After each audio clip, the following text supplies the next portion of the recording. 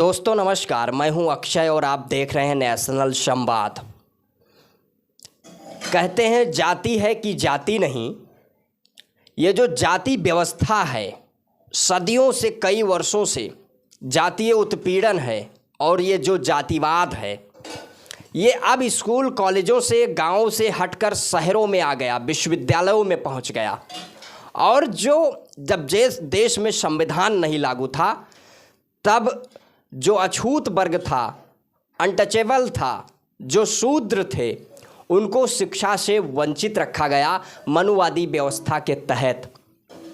तमाम उन महापुरुषों ने, ज्योतिबा राव फूले, डॉक्टर अंबेडकर से लेकर, तमाम कांसीराम से लेकर, मुलायम सिंह यादव से लेकर, लालू यादव, शरद यादव से लेकर, कर्पूरी ठाकुर से लेकर, डॉक्टर लोहिया से लेकर, तमाम उन महापुरुषों ने इस व्यवस्था परिवर्तन के लिए, सामाजिक परिवर्तन के लिए काम किया। और ये लंबा समय लगा, परिस्थितियां बदली। और जो बहुजन समाज है, जो ओबीसी, एससी, एसटी है, other backward class, schedule caste और शेड्यूल ट्राइब, संविधान की भाषा में कहें, जिसको मान्यवर कांसीराम ने बहुजन कहा है, ये जो बहुजन समाज है, इसको मुख्य धारा में, जो हाशिए का समाज है, इसको मुख्य धारा में लाने के लिए एक अथक प्रयास हुआ। कई सदियों से इसका लिए प्रयास किया गया और परिवर्तन को देखने को मिला। जाति व्यवस्था में जिस तरीके से शिक्षा से वंचित रखने की व्यवस्था थी, शिक्षा अर्जित नहीं करने दिया गया, उनके साथ जातीय भेदभाव हुआ। ये परिस्थितियां बदलने के लिए लंबी लड़ाई चली और लंबे अरसे तक ये लड़ाई जारी रही और ये परिस्थितियां बदली। लेकिन आज के वर्तमान के परिदृश्य में जिस तरीके से जातिवाद विश्वविद्यालयों में आ पहुंचा है, इस चीज़ को समझने की ज़रूरत है। पीएचडी स्कॉलर हैं ज्ञान प्रकाश यादव जी ने एक लिस्ट जारी किया है। उन्होंने लिखा है कि 86 में 56 यादव एसटीएम का झूठा प्रचार फैलाने वाली मीडिया और आम नागरिक, जो समाज में द्वेष भरा गया बीजेपी और आरएसएस द्वारा कि सारी नौकरियां यादव ले लिए, या 86 में 56 एसडीएम यादव हो गए।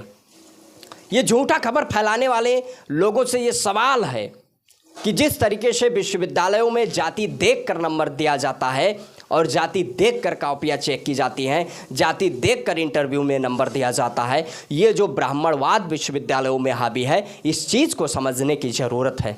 सोचिए, इंटरव्यू में जिस तरीके से द्रोणाचार्य नंबर काटता है, इंटरव्यू में जिस तरीके से जातीय भेदभाव होता है और जाति के नाम पर मिले आरक्षण या सामाजिक और शैक्षिक आधार पर पिछड़े जातीय उत्पीड़न किया गया, जिनके साथ उनके मिले, उनके लिए जो आरक्षण का प्रावधान है संविधान में, उस आरक्षण को कोसने वाले ब्राह्मणवादी और जो मेरिट का हवाला देते हैं, उन ब्राह्मणवादी मानसिकता के लोगों से मेरा सवाल है।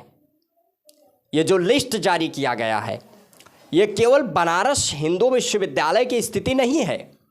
ये लखनऊ विश्वविद्यालय, बनारस हिंदू विश्वविद्यालय, दिल्ली विश्वविद्यालय, जवाहरलाल नेहरू विश्वविद्यालय, इलाहाबाद विश्वविद्यालय से लेकर देश भर में वो तमाम जो 40 केंद्रीय विश्वविद्यालय हैं या जो राजकीय विश्वविद्यालय हैं, उनमें जिस तरीके से जातिवाद अपनी चरम सीमा पर है और जाति देखकर कॉपियाँ चेक की जाती हैं, जाति देखकर नंबर दिया जाता है, नॉट सुटेबल फाउंड बैकलॉग बनाया जाता है और योग्य ओबीसी, एससी, एसटी को लोगों को की नियुक्तियां नहीं की जाती हैं।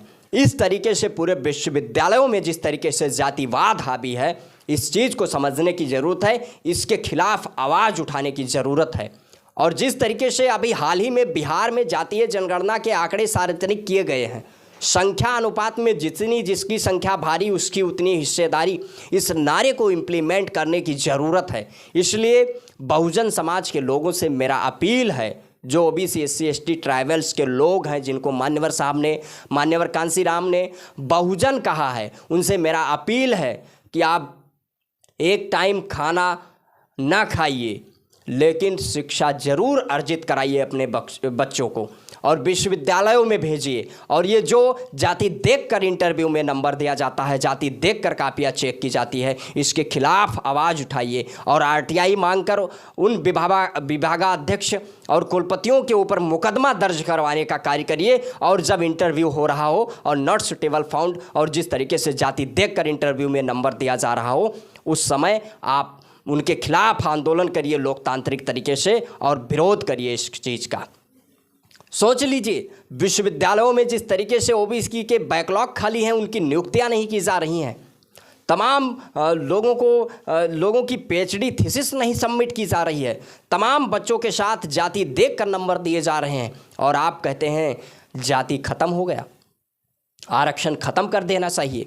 सोचिए, जो असंवैधानिक आरक्षण ईडब्ल्यूएस लाया गया, उसके तहत किस तरीके से विश्वविद्यालयों में एक समृद्ध वर्ग को ही केवल जो अनरिजर्व सीटें हैं उस पर डाका डालने का कार्य किया जा रहा है। इस चीज़ को समझना चाहिए। इसके पूर्व में कांग्रेस ने यही हथकंडा अपनाया और वर्तमान में जिस तरीके से भारतीय जनता पार्टी तमाम उस विश्वविद्यालयों में आरक्षण को समाप्त कर रही है, संविधान खतरे में है आज जिस तरीके से। इस चीज़ को समझने की ज़रूरत है। जब देश में संविधान नहीं लागू था, मनुवादी व्यवस्था, ब्राह्मणवादी व्यवस्था लागू था, तो जो अछूत हैं, अनटचेबल हैं, जो शूद्र हैं, ओबीसी एससी एसटी के लोगों को शिक्षा का अधिकार नहीं था, महिलाओं को शिक्षा का अधिकार नहीं था।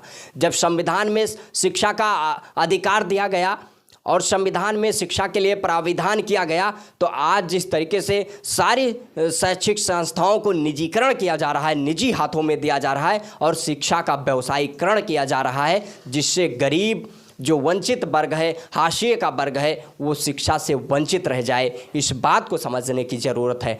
रेगुलर की सीटें घटा कर सेल्फ फाइनेंस की सीटें बढ़ाई जा रही हैं, जिससे गांव गरीब किसान मजदूर का लड़का शिक्षा अर्जित ना कर सके। जिस तरीके से विश्वविद्यालयों में ब्राह्मणवादियों और संघियों का अड्डा बना दिया गया है, इस चीज़ को समझने की ज़रूरत है और इसके खिलाफ आवाज़ उठाने की ज़रूरत है।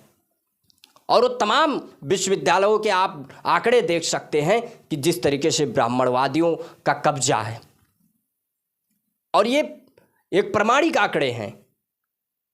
हम लोग सोच सकते हैं 2019 में, 2018 में अगर एसोसिएट प्रोफेसर देखा जाए, प्रोफेसर देखा जाए, तो 40 केंद्रीय विश्वविद्यालयों में एक भी ओबीसी का प्रोफेसर नहीं था।